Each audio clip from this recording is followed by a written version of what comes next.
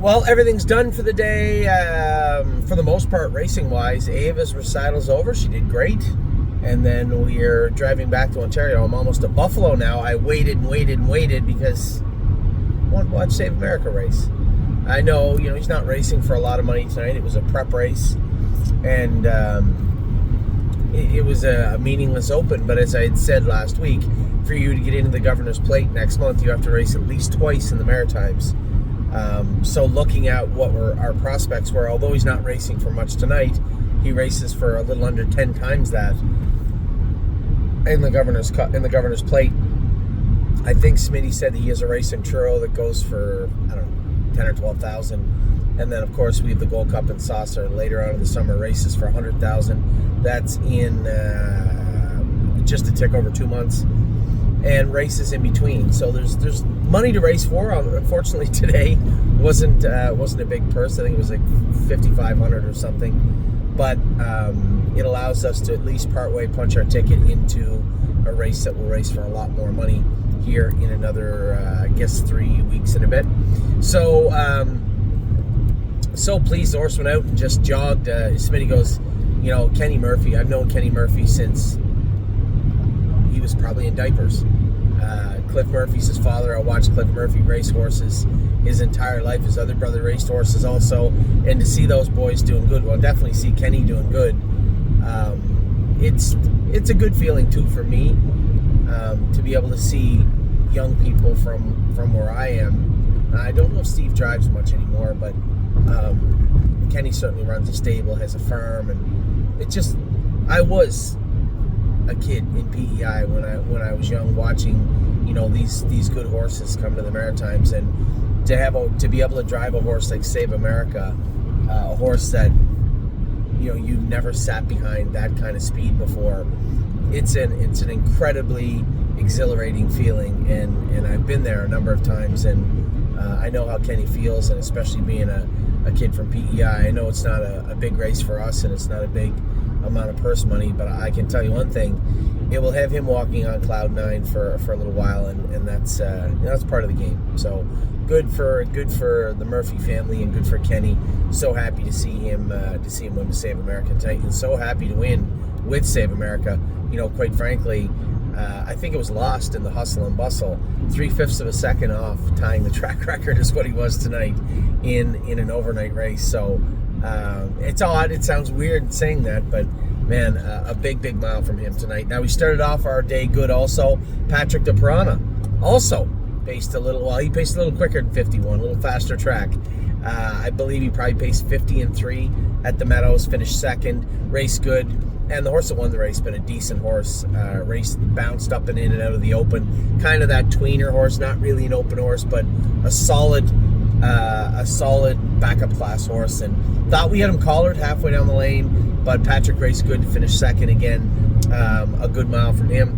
Tenacious Hanover looked like he was going to be an easy second. Then he drifted out right at the wire, cost himself third. He ended up fourth, but he raced good. I felt bad for Sean. I told him, just try not to be first over with him. And he's a hard horse to drive. He gives you a little shaky feeling coming off the gate. You kind of got to let him pace out on his own steam, but you got to have him on his toes going out of there. You can't really rev him up as he's coming off the car. If you guys remember, a couple of times he made a break on me at Northfield one night. He made a break on me at the Meadows also. Just not a super finicky horse, but just a little bit odd, right? You can get him off the car, hold position, and push through if you want.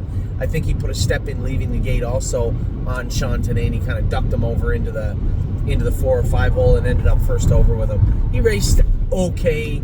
To be honest, he raced about as good as I thought he would, coming first over into the favorite. But a decent mile from him, finishing fourth tonight. Rose Run AJ finishing fourth in Bangor. Listen, you're going to pull up Rose Run AJ first over.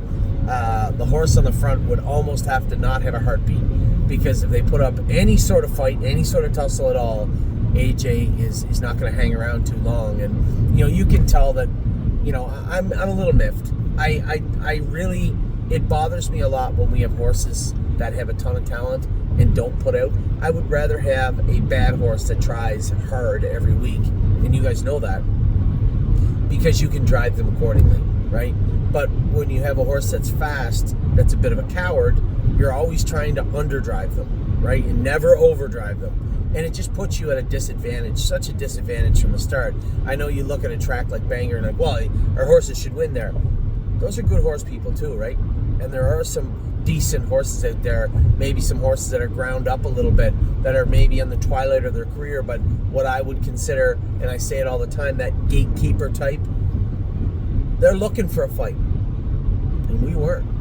I had said to Ryan after, seems like a really good guy, I said, listen, this Rose Run AJ horse is really, he's not going to be a keeper all the time. I suspect at some point we'll move on from him. I'll send you a better horse, but sorry that I sent you this guy, but I thought that if we got him in a place where, maybe he was just athletically better than most of the field, we'd be able to work out a trip. I know Mr. Switzer did a great job with him last week, but I can assure you, first over, he doesn't put out as much as I would like to see.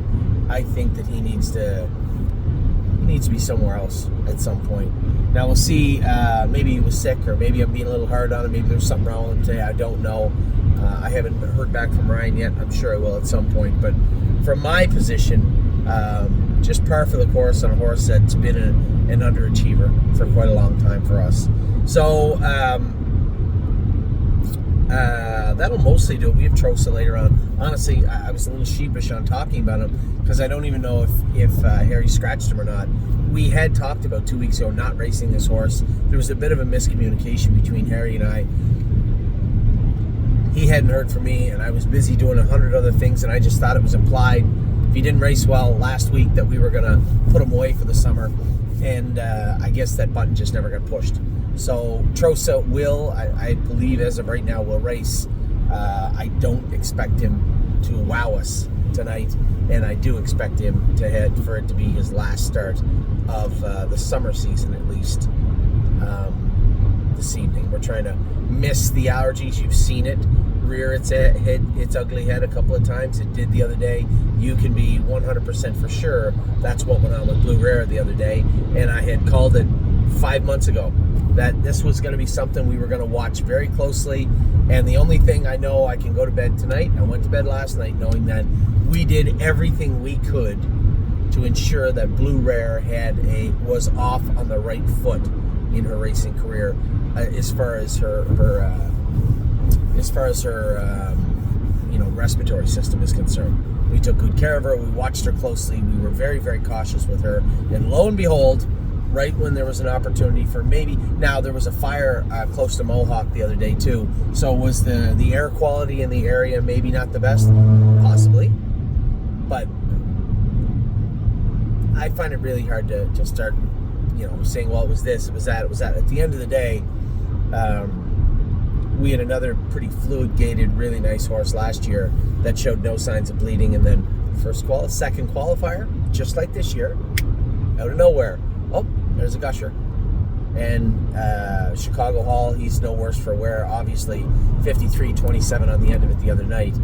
This is a horse that has raced every lifetime start on Lasix and looks fat and shiny and looks the part of a good horse. So as long as we continue to manage what is going on with Blue Rare, I have absolutely no problem racing her on Lasix, and that's exactly where she's going to start.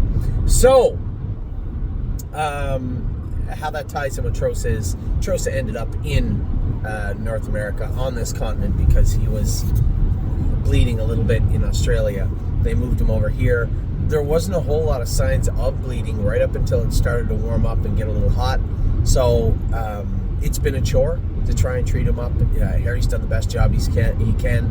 The veterinarians put forth a pretty aggressive schedule as far as training and medically speaking for the horse.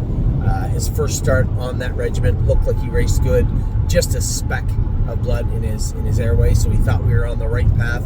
And then last week a little bit more, so they were aggressive with him again. I would say win, lose, or draw, he's going to the field tomorrow morning. So that would be my thought in regards to Trosa. So a good day again. A winner with Save America, a second with Patrick, a fourth with Tenacious and Rose Run AJ.